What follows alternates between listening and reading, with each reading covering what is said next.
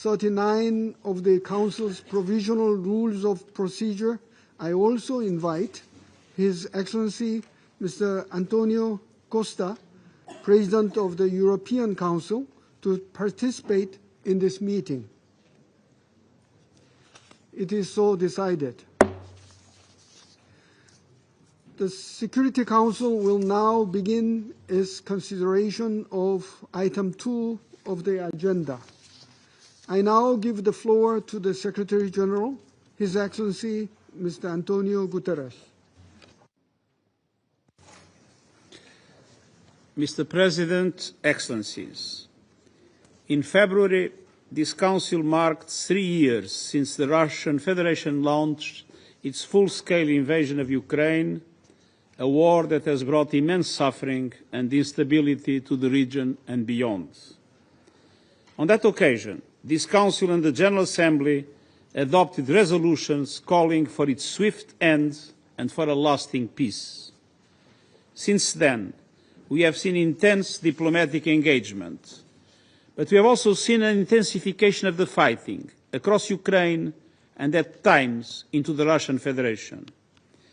Ukrainian civilians continue to endure relentless bombardment in their homes, schools, hospitals and shelters. Critical civilian infrastructure is being destroyed with alarming regularity, and the number of Russian missiles and drones striking Ukrainian cities and towns has reached record levels. As a result, the past months have seen some of the highest numbers of civilian casualties since the war began.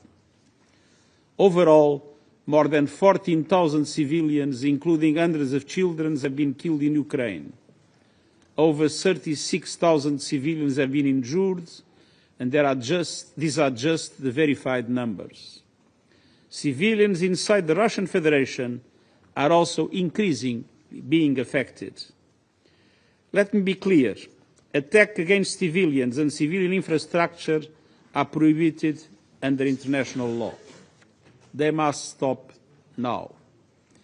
In Ukraine, access to water, electricity, healthcare and education has been severely disrupted.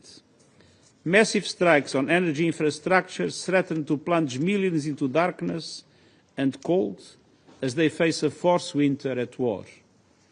The threat to nuclear sites remains deeply concerning, particularly at the Zaporizhzhia nuclear power plant. All parties must uphold their responsibilities under international law to protect their safety and security. The United Nations remains fully mobilized to continue our life-saving aid to all those in need. I call on donors to scale up their contributions to the humanitarian response plan for those affected by the war inside Ukraine and across the region.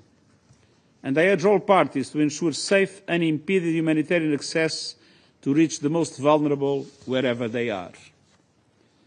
Mr. President, as we mark the 80th anniversary of the end of World War II, the latest incidents impacting neighbouring countries remind us of the real risk of further expansion of the conflict and the continuing threat it poses to European security. 3.5 years into this war, our position remains clear, principled and consistent: to respect and protect civilians, to mitigate the regional and global impact of the conflict, and to uphold the UN Charter. Recent high-level diplomatic efforts deserve recognition. I commend the dedication and political will demonstrated by the United States and others seeking to enable diplomatic solutions. I also welcome the direct talks between Ukrainian and Russian delegations in Istanbul, which have led to the return of hundreds of prisoners of war. They have also helped open channels to address other urgent humanitarian concerns, including the fate of detained Ukrainian civilians and abducted children. But progress on a much-needed ceasefire and a lasting peaceful settlement remains painfully slow. Every day of continued fighting undermines the chances for diplomacy to succeed and increases the dangers of further escalation. Excellencies, as this Council recalled early in the crisis, all Member States have undertaken, under the Charter, the obligation to settle their international disputes by peaceful means. We cannot afford to lose the current diplomatic momentum, as fragile as it might be. The longer this war continues, the more devastating its consequences for everyone.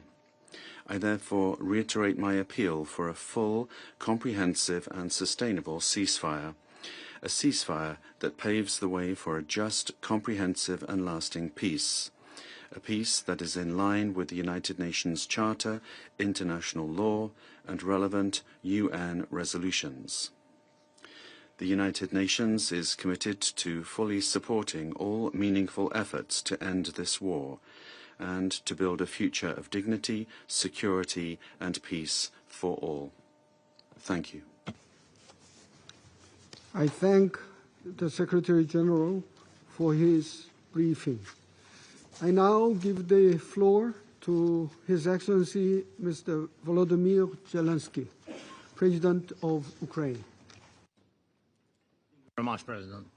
Thank you, Mr. Secretary General, distinguished leaders, representatives of states and governments, and all those who still pay attention to the work of the United Nations. We must admit the world's attention to the UN is fading. The organization has less influence, and too often there is a lack of real decisions on fundamental issues. This is exactly what we need.